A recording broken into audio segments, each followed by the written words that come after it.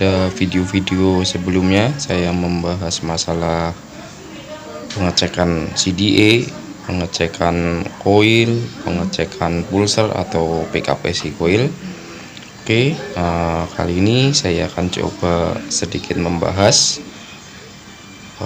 tentang spool atau stator AC. Nah, bahasa kerennya ya, stator AC. Oke, sebelum simak terus videonya, silahkan yang belum like, silahkan like, subscribe, dan tekan tombol loncengnya agar tidak ketinggalan video-video selanjutnya. Agar dulu lebih mudah untuk memahaminya, coba sedikit saya jelaskan fungsi dan cara kerja spool. Jadi nantinya apabila kita mendapatkan trouble kelistrikan, kita sudah paham dan tidak ada kebingungan lagi. Untuk yang pertama, fungsi dari spool ini atau stator ini sebagai pembangkit listrik untuk mensuplai kebutuhan di motor tersebut, atau bisa juga dibilang sebagai generatornya motor. Nah, mungkin lebih penaknya mending ya PLN motor ya lur ya. Jadi kurang lebih seperti itu fungsinya. Arus listrik yang dihasilkan dari spool ini masih arus bolak-balik atau alternating current atau AC ya. Nanti sebagian ada yang dipakai langsung dalam kondisi arus masih bolak-balik, seperti kayak ke pengapian CDA atau mungkin ke penerangan lampu utama dan lampu senja. Nah, sebagian lagi nanti diarahkan oleh kiprok atau rectifier regulator untuk melakukan pengisian ke aki atau baterai motor tersebut, baru nanti disuplai ke komponen-komponen yang lain. Oke, jadi pada dasarnya itu spool dibagi menjadi dua, spool pengapian atau orang bilang spool CDA, kemudian spool pengisian. Nah, nanti spool pengisian ini dibagi menjadi dua lagi, pengisian ke aki atau baterai, kemudian untuk penerangan. Oke, kita ini dulu yang spool CDA. Nah, spool CDA ini perbedaannya dengan spool pengisian. Untuk spool CDA dia menggunakan lilitan tembaga yang sangat kecil, kurang lebih ukurannya 0,10 mili. Nah, kenapa dia kecil? Karena dia diharapkan menghasilkan arus listrik yang besar, beda dengan untuk spool pengisian dan spool penerangan. Untuk spool CDA itu dia menyuplai arus langsung ke CDA atau yang kita lebih kenal kalau di motor pengapian sistem AC. Nah, pengapian sistem AC itu maksudnya seperti ini. CDA mengambil arus langsung dari spool, beda dengan DC. Nah, kalau DC, CDA mengambil arus dari baterai. Nah, arus itu memang awalnya dari spool, tapi dia disearahkan dulu ke kiprok. Nah, baru setelah disearahkan ke kiprok, diarahkan ke aki, baru untuk mensuplai CDA. Nah, disitulah perbedaannya antara pengapian AC dan pengapian DC. Oke, untuk spool pengapian ini standar tahanannya itu sekitar 250 sampai 600 ohm. Nah, itu berarti spool masih bagus atau layak pakai. Nah, kalau udah di bawah 200 biasanya spool udah lemah, walaupun di CDA masih bisa mengeluarkan api, cuma dia apinya akan sangat kecil. Kemudian untuk spool pengisian. Nah, spool pengisian ini dibagi menjadi dua. Nah, misal contohnya seperti ini. Ini termasuk udah model bintang ya, kalau orang bilang ini model bintang. Nah, ini nanti ada satu buat spool pengisian ke aki. Nah, ini makanya ada beberapa, ada 3 kabel. Ini ada 3 kabel. Ini yang hitam massa. Nah, ini nanti yang salah satunya ke spool pengisian ke aki.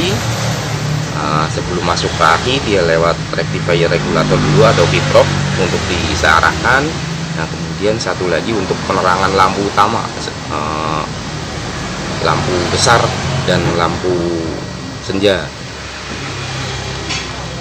Untuk standar tahanan spool penerangan dan spool pengisian itu lebih kecil.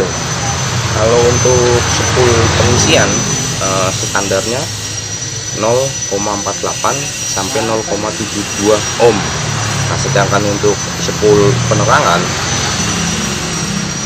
standar tahanan ohmnya 0,40 sampai 0,60 ohm.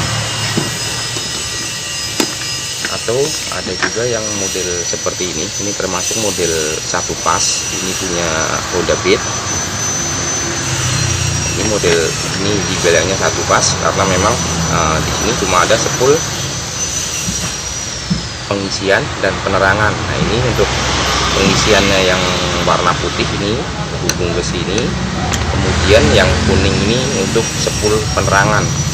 Nah, ada juga yang spool model 3 pas seperti yang di aplikasi Vixen 3C1. Nah, untuk cara pengecekannya spool 3 pas silahkan simak video saya sebelumnya, cara pengecekan spool atau cara pengecekan spool.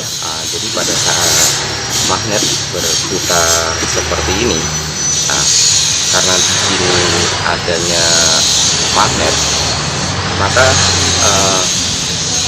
terjadilah gerakan bolak-balik dari magnet, yaitu antara kutub utara dan selatan, atau bisa juga disebut gerakan elektromagnet. Nah, karena adanya gerakan elektromagnet di magnet ini,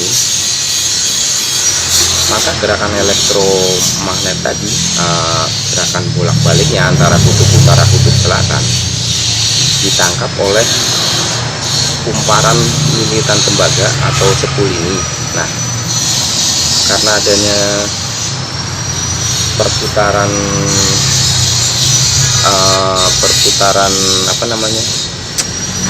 perputaran medan magnet, terus di sini terdapat lilitan, maka terjadi induksi elektromagnet. Nah, induksi elektromagnet itulah yang menghasilkan arus listrik yang nanti disuplai ke motor. Cara pengecekan spool. Oke, saya akan coba melakukan pengecekan ke spool pengapian dulu, atau orang bilang spool CDA. Nah, semacam ini punya Eriting. Tahanan standar spool itu sekitar 250 sampai 600 ohm. Oke, untuk melakukan pengecekannya, pertama kita kalibrasikan dulu testernya ke 0. Ini tester udah dikalibrasi ke 0.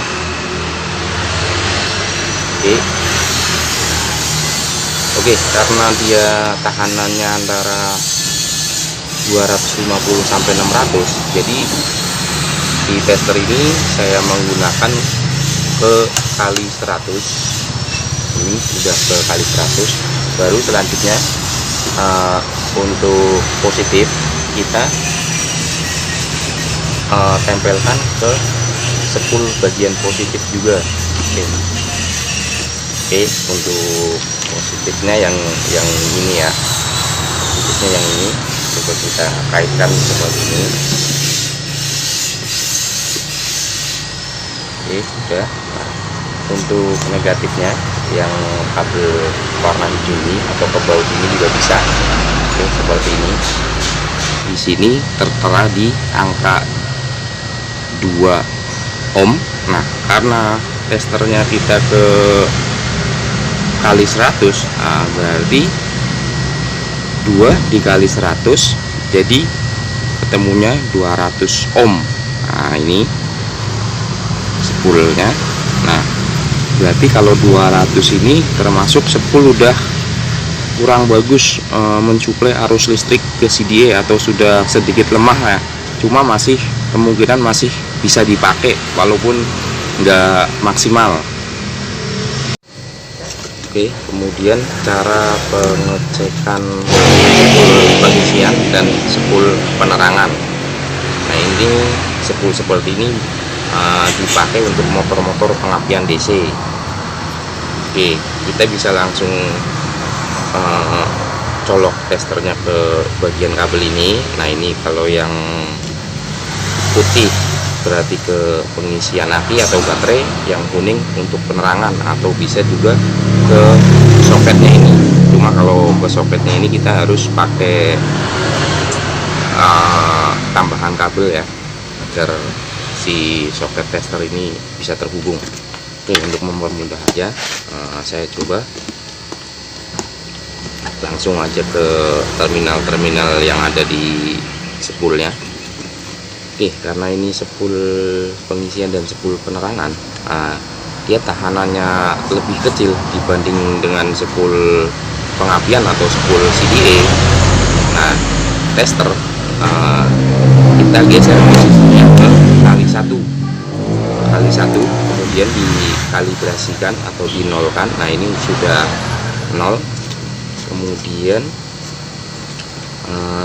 kita coba cek dulu yang bagian spool pengisian. Nah, ini warna putih ya, coba saya connect. Jadi yang positif tester ke kabel warna putih. Nah, kemudian yang negatif tester bisa ke lapisan besi ini. Oke, ini sudah terlihat. Nah, disinilah kelemahannya tester analog untuk mengecek spool pengisian dan spool penerangan. Nah, karena memang nilai tahanan spool penerangan dan spool pengisian sangat kecil, yaitu tadi kita coba untuk spool pengisian nilai tahanannya 0,48. Nah, jadi di sini di tester ini jarum menunjuk ke 0 naik sedikit. Jadi kalau kita nggak benar-benar detail perhatikan, dia seolah-olah di 0. Jadi intinya dia harus ada di atas 0. Nah, untuk pengecekan spool penerangan sama juga, hanya dia perbedaan di tahanannya. Nah, untuk tahanan spool penerangan 0,40 sampai 0,60.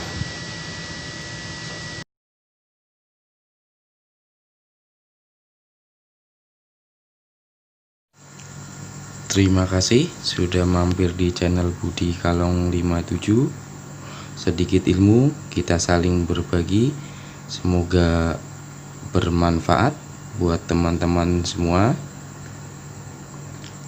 Jangan lupa yang belum like, silahkan like, subscribe, dan tekan tombol loncengnya agar tidak ketinggalan video-video berikutnya. Oke, salam seduluran saklawase.